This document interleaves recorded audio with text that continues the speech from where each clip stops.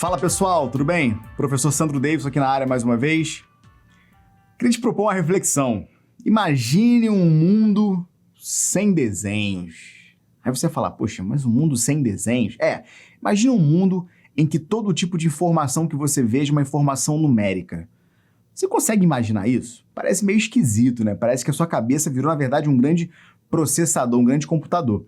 É quase impossível para a gente conceber um mundo em que não haja nenhum tipo de representação visual, de desenho, de figura, de formas geométricas. As formas geométricas, na verdade, elas servem para a gente poder se orientar no espaço e para a gente, muitas vezes, condensar várias informações em apenas uma única figura. Isso acontece muitas vezes no nosso dia a dia, né? Sejam com artigos de jornal, com tabelas, com gráficos, com várias informações que, em vez de você escrever um texto para descrever uma determinada informação, você usa um desenho para condensar essas informações. Repara que a matemática ela é recheada dessas coisas. A gente está sempre tentando condensar o maior número de informações possível, né, de forma confiável, em uma única representação, num desenho, numa figura, uma forma geométrica. E é para isso que gráficos e interpretações de gráficos são extremamente importantes no nosso contexto de matemática. Só para te dar uma motivação bacana, imagina, por exemplo, que você é uma pessoa que vai trabalhar no mercado financeiro. Eu gosto muito do mercado financeiro, eu vou sempre trazer informações sobre isso. Imagina, por exemplo, que você é o cara responsável por dizer quanto que está valendo o valor de uma determinada ação a cada intervalo de tempo, a cada segundo, a cada minuto. Imagina que para isso você faça uma lista gigantesca com o tempo, né, sei lá, 10h35 da manhã, qual o valor dessa ação? R$5. 10h36 da manhã, qual o valor da ação? R$6. Imagina que eu faço uma lista gigantesca dessa ao final de um dia. Eu entrego essa lista para alguém que precisa interpretar esses dados. Você concorda comigo que olhar para essa lista vai ser uma tarefa árdua? Porque os dados estão completamente desordenados num sentido lógico. Eles são ordenados no tempo, mas não há nenhuma lógica naqueles dados num primeiro momento quando você olha, por exemplo, os valores da ação variando de forma completamente louca numa lista na sua frente. Agora, imagina que eu pego os valores dessa ação e eu faço com esses valores esse desenho que você vai ver no slide agora. Dá uma olhadinha nesse desenho. Olha para esse desenho e vê que por mais que você não saiba interpretar esse desenho com muita precisão, né, esses gráficos em velas que são muito comuns no mercado financeiro, você consegue tirar várias informações bacanas desse gráfico. Por exemplo, você consegue perceber rapidamente que existe uma forte tendência de subida no valor dessas ações.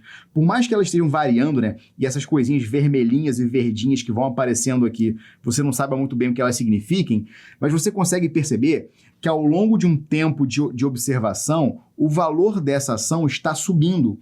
E por que eu sei isso? Porque quando você olha para a representação gráfica desse desenho, você consegue entender que existe uma tendência forte dos pontos desse gráfico a atingirem valores cada vez mais altos no eixo vertical, quando você varia positivamente no eixo horizontal.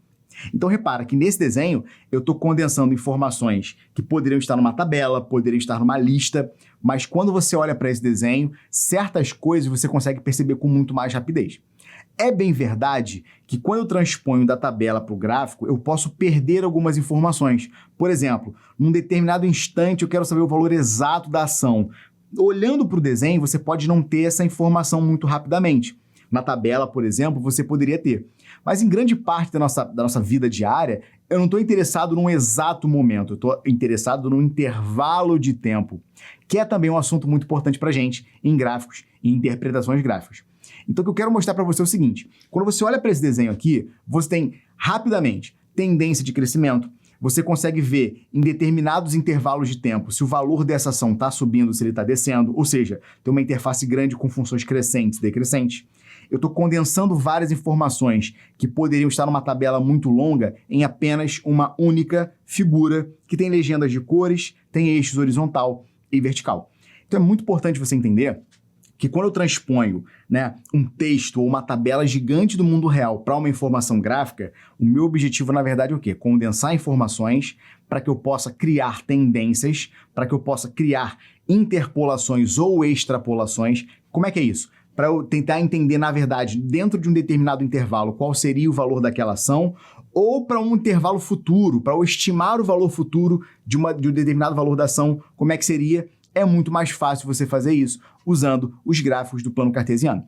Então, o que você vai estudar, na verdade, são técnicas de entendimento do mundo real a partir dessa perspectiva do plano cartesiano.